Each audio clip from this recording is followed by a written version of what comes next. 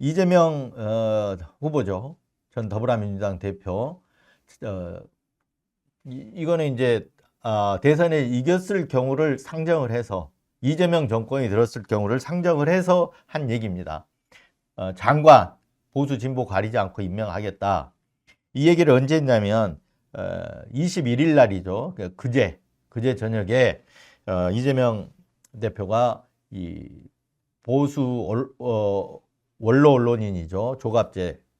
조갑제닷컴의 조갑제 대표, 그리고 전 한국경제신문 주필 정규재 전 주필을 두 양반을 저녁 식사에 이렇게 같이 초대해서 같이 식사를 한 모양입니다. 원래는 이게 비공개였다고 해요. 비공개로 해달라. 이재명 대표가 이렇게 요청을 한 것 같습니다. 비공개로 해달라. 근데 이게 어떻게 공개가 됐냐? 정규재 전 주필한테 중앙일보가 그 비공개 모임이 있다는 거 안 중앙일보 기자가 정규재 전 주필에게 취재가 들어가니까 정규재 주필이 이게 그 모임이 외부에 이미 노출이 됐다, 공개가 됐다, 이렇게 판단해서 어제 그 모임에서 오갔던 얘기를 정규재 주필 TV에서 얘기를 한 겁니다. 네. 그래서 그 내용을 좀 요약해 본 건데요. 그래서 이제 저희 뉴스버스도 그 내용을 좀 요약해서 기사 처리를 했었는데, 내용은 그렇습니다. 아까 얘기했지만 장관 새 정부에선 좀 넓게 인재를 구해야겠다. 그래서 장관은 보수 진보 가리지 않고 임명하겠다. 이렇게 얘기를 했고, 그 기준은 일 잘하는 분 모시겠다, 이런 거죠. 네. 그래서 풀을 넓게 쓰면서 일 잘하는 분을 좀 구하겠다, 이런 얘기인데, 그 이재명 대표가 전 대표 그 우클릭 한다는 얘기도 있었지 않습니까? 그래서 이념 문제 가리지 않겠다. 이념 문제는 아예 안 다루겠다. 먹고 살기도 바쁜데 무슨 이념 타령할 건 아니지 않느냐. 여기서 우리 국민들이 분열로 가면 안 되기 때문에 친일파, 과거사 문제 모두 덮으려고 한다. 이 대목은 좀, 이 얘기도 그날 저녁에 나왔다라고 정규재 전 주필이 얘기를 했어요. 그런데 물론 저희가 직접 들은 내용이 아니기 때문에 이재명 전 대표한테 이 부분을 확인을 안 했지만, 우리 국민이 분열로 가면 안 되기 때문에 친일파나 과거사 문제 모두 덮으려고 한다. 이런, 문재인 정부에서는 과거사 문제를 좀 규명을 많이 했죠. 예. 천착을 좀 했었는데, 이 부분을 떠나서 이념 문제는 아예 안 다루겠다, 이렇게까지 얘기를 했단 말입니다. 그래서 이 부분은 좀 논란이 되지 않을까도 싶은데, 논쟁적인 사안이 될 수도 있다, 이렇게 보이긴 합니다. 그렇지만 이재명 대표가 출마 선언할 때 그 먹사니즘, 잘사니즘 얘기를 하지 않았습니까? 실용, 그런 얘기도 하고 그랬었는데, 그 출마 선언하고는 궤를 같이 한다고 볼 수가 있습니다. 이재명 대표 그 출마 선언 좀 내용을 요약해 보면, 이 먹고 살기가 되게 힘들다. 왜 그러냐? 이 대립과 갈등, 이런 부분들 때문에 먹고 살기 힘들다, 이렇게 했어요. 아니, 반대죠. 제가 말을 잘못해서. 먹고 살기가 힘들어서 대립과 갈등이 생겨난다. 이런 모순들이, 사회적 모순들이 생겨난다. 그 이유가 먹고 살기 힘들기 때문이다. 그래서 제일 중요한 게 먹고 사는 문제, 이걸 해결하는 거다. 네. 그래서 먹사니즘 얘기가 나오는 거죠. 그런데 먹사니즘이라는 거는 물질적인 거다. 그래서 궁극적으로는 잘사니즘으로 가야 된다. 잘사니즘이란 뭐냐? 가치지향적인 거다. 이 생명과 안전이 중시되는 중시되는 그런 환경, 그런 여건 속에서 국민들이 행복한 삶을 추구하는 게 바로 잘사니즘이다. 그래서 먹사니즘, 경제성장을 토대로 해가지고 궁극적으로는 잘사니즘을 지향해 나가겠다. 이게 이제 이재명 전 대표 출마 선언이었지 않습니까? 그럼 잘사니즘을 추구하는 어떤 수단, 그건 뭐냐? 실용주의를 통해서 하겠다. 빨간색, 파란색, 이게 뭐가 중요하느냐? 아까 얘기하지 않았습니까? 이념 문제는 아예 안 다루겠다. 뭐 이 부분하고 그렇게 맥을 같이 하는 거죠. 네, 궤를 같이 한다고 볼 수가 있는 거죠.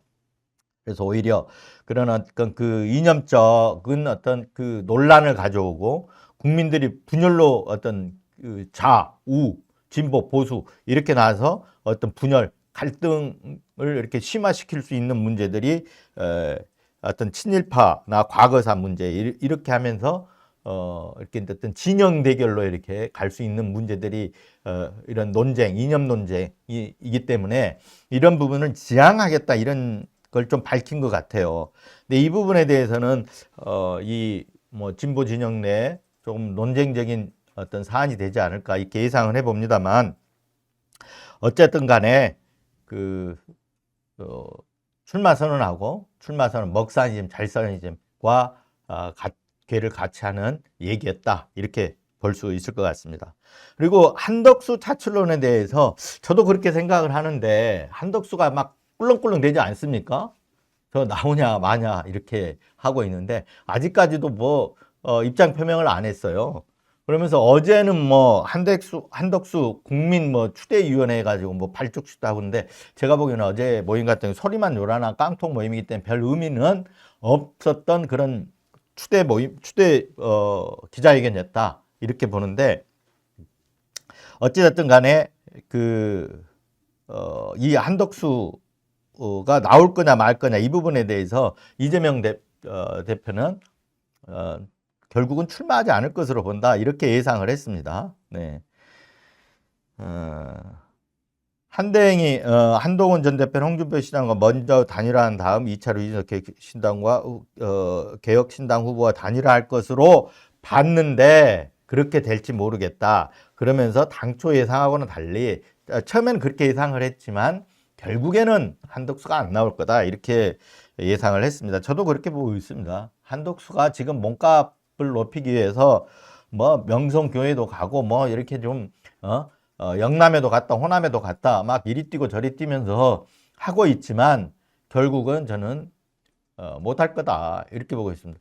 그 한덕수의 경기고 그 친구라고 하는 유인태 전 의원도 그렇게 얘기를 했다고 하지 않습니까? 한덕수는 깡이 없어서 결국은 쉽게 나오기 힘들 거다 이렇게 얘기를 했는데 저도 결론은 그렇습니다. 한덕수가 몸값을 높이기 위해서 지금 뭐 안 해야 될 일까지 소위 말하면 유연적인 그런 행태까지 보이고 있었지 않습니까?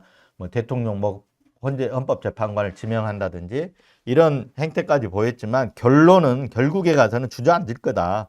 저는 이렇게 보고 있습니다. 네. 자, 그리고 어제 또 좀 서로 이제 와글와글 했던 소식 중에 하나가 넘겨주시면 될 것 같아요. 이재명 전 더불어민주당 대표 1심에서는 징역 1년에 집행유예 2년이 나왔고 2심에서 무죄 받은 사건, 공직선거법 위반 사건이죠. 이 사건에 대해서 어제 그 대법원이 이거를 소부가 아니라 대법원은 이제 대법원도 4명씩 구성되는 소부가 있거든. 이 부에서 보통은 이 재판을 해서 결론을 확정 판결을 내는 거죠. 그러니까 소위 말하면 1심 있고 2심이 있고 대법원을 3심이라고 이제 최종심이라고 이렇게 얘기를 하지 않습니까? 그래서 이 4명씩 대법관 4명씩 구성되는 소부가 있는데 이 소부로 배당된 걸 갖다가 어제 조희대 대법원장이 바로 전원합의체에다 올렸다는 거예요. 대법관이 14명인데 그중에 이제 그 전원합의체 판결을 하게 되면 13명이 하는 거죠. 네, 재판장은 물론 조희대 대법원장이 재판장이 되는 거고요. 그리고 주심은 따로 이제 있는데 박영재 대법관이 주심을 맡았습니다. 근데 어쨌든 소부에 있던 거를 전원합의체에 했다. 이런 전원합의체로 보통 올리는 사안들은 소부에서 결론을 못 내리는 사안. 이런 것들이 이제 전원합의체로 가는데 제가 보기에는 이제 물론 이재명 대표 공직선거법 위반 사건 1심 아까 말했던 징역 1년 집행유예 2년 이렇게 결론 났는데 2심에서 무죄로 났기 때문에 1심과 2심이 극명하게 엇갈렸지 않습니까? 그래서 굉장히 논란이 될 수 있겠다. 이게 논쟁 어떤 뭔가 쟁점이 있어서 대법원 소부에서 결론 내기 힘들어서 어려워서 전원합의체로 갔다 이렇게 볼 수도 있겠지만 제가 보기에는 그거보다는 굉장히 민감하지 않습니까? 지금 벌써부터 이걸 빨리 해라 마라 이런 얘기들이 계속해서 나왔지 않습니까? 물론 보수 언론 같은 경우 633 원칙을 계속 주장을 했어요. 왜? 이재명 아웃시키기 위해서. 네. 1심에서 징역 1년이 이렇게 나왔으니까 징역 1년에 집행유예 2년이라는 사실 이 형량보다도 이렇게 되면 어떻게 되냐. 피선거권이 박탈돼 버리지 않습니까? 공직선거법이기 때문에. 그래서 보수 언론들이 1심에서 이제 그렇게 나왔으니까 633 원칙 1심 6개월, 2심 3개월, 대법원 3개월 그 빨리 적용해서 해라 라고 특히 조선일보가 계속 주문을 해왔죠. 그래서 빨리 아웃시켜라. 그런 취지로 이렇게 633 원칙을 지켜라라고 했는데 2심에서 무죄 난 다음에 이 소리가 조금 들어갔어요. 잠잠해졌어요. 근데 어제 대법원 전원합의처에서 딱 올라가니까 다시 빨리 끝내는 게 좋다. 그리고 한 가닥 지금 희망을 갖고 있는 것 같아요. 어떤 희망이냐. 전원합의체 가가지고 전원합의체가 이제 파기 재판이라는 게 있습니다. 파기. 그러니까 무죄가 났는데 무죄 취지를 유죄 취지로 파기하는 거죠. 그러니까 2심 재판이 잘못됐다 이렇게 파기하면서 재판 대법원 전원합의체가 판결까지 해버리는 거예요. 이렇게 보통은 파기 환송이라 그러죠. 재판 잘못했으니까 이 부분에 그 법리적인 오류가 있다. 법리 적용을 잘못했다. 그러니까 다시 재판해라. 이렇게 돌려보내는 걸 이제 2심으로 돌려보내는 걸 환송이라 그러거든요. 그래서 파기 환송. 보통 파기 환송을 하는데 극히 이제 이례적으로 파기 재판하는 경우도 있는데 거의 없다고 보면 됩니다. 근데 그럴 경우에는 이제 전원합의체가 아까 13명이라고 그랬죠. 그런데 노태학 대법관이 선거관리위원장을 지금 겸직하고 있어서 노태학 위원장이 회피 신청을 해서 지금 12명이 이제 전원합의체 참여를 하게 된대. 12명의 대법관이. 이 거의 12명의 대법관 전원이 뭐 그런 어떤 결론을 내야 파기 재판이 된다고 할 수 있습니다. 그런데 사실상 그 부분은 뭐 대법관끼리도 의견이 다 뭐 일사불란하게 가는 건 아니거든요. 그래서 그건 사실상 파기 재판이라는 거는 뭐 이론적으로는 있지만 저는 파기 재판을 하기 위해서 전원합의체 판결에 회부한 건 아니다 이렇게 보고 있고요. 그러면 왜 전원합의체 올렸을까?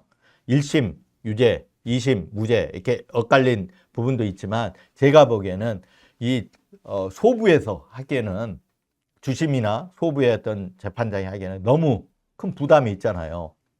네. 무죄를 해도 공격을 받을 수도 있고 그렇기 때문에 타깃이 될 수도 있고 이 보수 쪽에 타깃이 될 수도 있잖아요. 네. 그리고 예를 들어서 만약에 다시 파기환송을 했다. 예를 들면 그럼 또 진보 쪽에서 공격받을 수도 있고 이런적으로 굉장히 민감한 사건이란 말이에요. 그래서 책임을 대법원 전체, 사법부 대법원 전체가 진단한 분산시키고 그리고 굉장히 중요한 부분이기 때문에 재판장으로서 대법원장, 조희대 대법원장이잖아요. 대법원장이 책임을 지고 하겠다라는 의미에서 저는 전원합의체로 갔다, 회부했다 이렇게 보고 있습니다. 그래서 민감하기 때문에 그만큼 또 중대하기 때문에 엄중하고 민감하기 때문에 전원합의체로 회부했다. 그런데 이거를 이제 음모론도 어제 제기가 되는 게 뭐냐. 대부분 전원합의체 빨리 소부에 올라온 걸 가지고 어제 전원합의체 바로 배당을 해가지고 어제 심리도 전원합의체 심리가 한번 했다는 거예요. 굉장히 속도가 빠르잖아요. 그래서 음모론들도 어제 나오더라고요. 뭐냐. 뭐 조희대 대법원장이 예전에 양승태 대법원장이 지명해서 대법관이 됐었거든요. 그리고 보수로 이렇게 분류돼요. 보수로 중도 보수 이 정도 분류되고 근데 이게 사법부의 법관 정도 되면 대부분이 한 중도 보수 이런 물론 진보적 성향을 가진 분들도 있지만 그러니까 이런 성향의 어떤 이념적 성향이 법 해석에서 나타나는 걸 얘기를 하는 거죠. 네. 그렇지만 이제 그렇게 보수 쪽으로 분류되다 보니까 이재명 전 더불어민주당 대표를에게 뭔가 그 죄를 뿌리기 위해서 하는 거 아니냐 이렇게 음모론이 나오는데 저는 정반대입니다. 왜냐? 왜 그러냐? 음모론에 휘둘리시면 안 돼요. 자, 보십시오. 저번에 제가 분명하게 얘기했지만 현재 탄핵 심판 때도 저는 8대 0을 재판이 늘어지든 말든 간에 애초부터 8대 0 얘기를 계속 해왔습니다. 왜 그러냐? 재판관들도 헌재 재판관들도 성향이 뭐 진보 성향이 있고 중도 성향이 있고 우리가 보수 성향 이렇게 나뉘지만 보수로 분류된 분들조차도 사실은 일반 국민입니다. 네. 일반 국민의 어떤 상식의 생각에서 그 범주를 벗어나 가지고 재판하기 힘들어요. 그 범주의 안에서 재판관의 양심을 갖고 판단을 하는 겁니다. 그렇기 때문에 처음부터 비상계엄 눈으로 국민들이 다 보지 않았습니까? 그리고 포고령 증거물로 다 있는 거잖아요.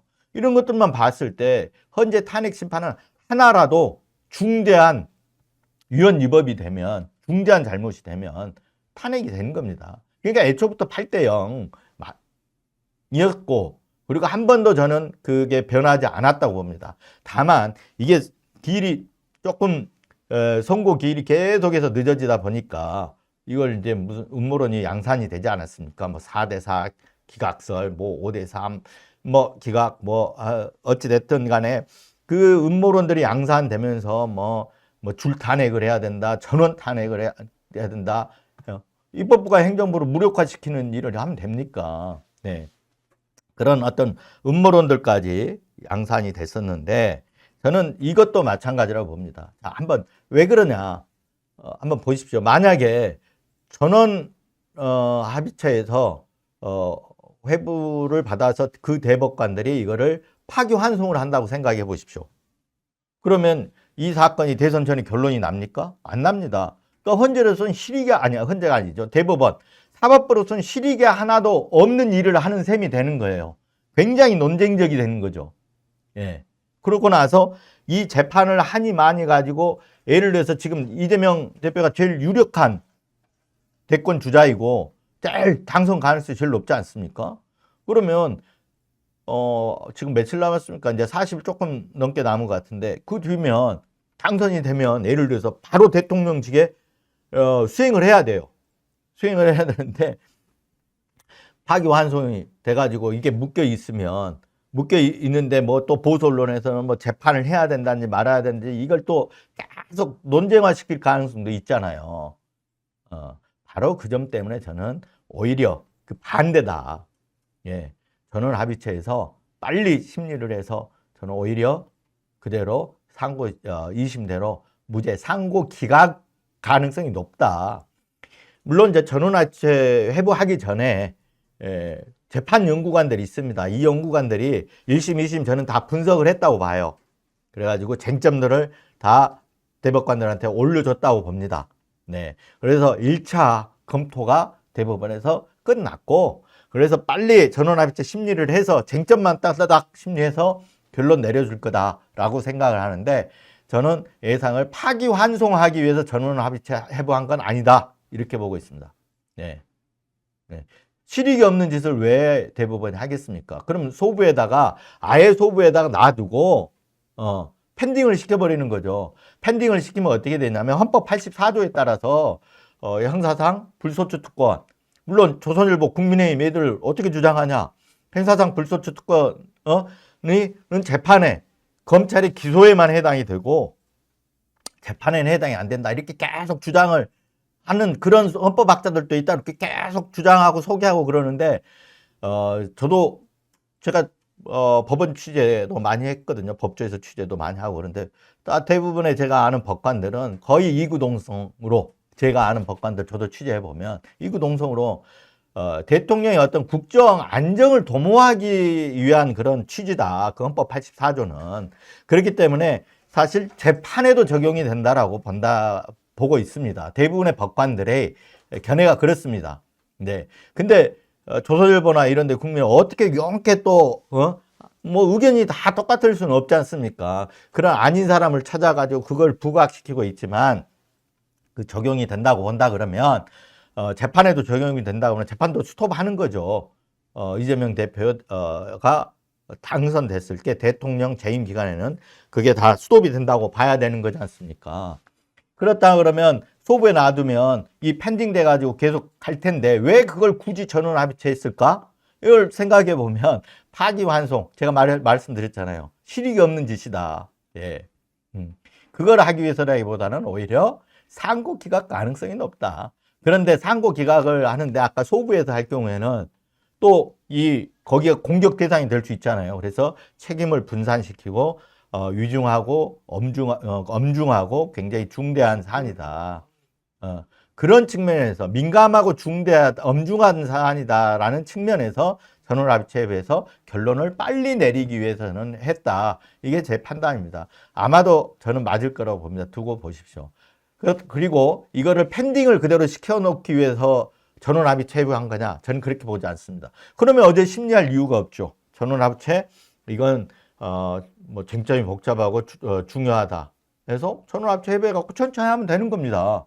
그리고 나서 이재명 전 대표가 당선이 되면 펜딩 해버리는 거죠. 재임 기간 5년 동안. 근데 굳이 어제 바로 회부하자마자 심리에 들어갔다. 이거는 그 전에 대선 전에 결론을 내겠다 이 얘기입니다. 네. 그리고 실익 없는 짓은 하지 않는다. 네. 네. 그래서 결론은 제가 말씀드렸죠. 저는 상고 기각 가능성이 높다. 네, 이렇게 보고 있습니다.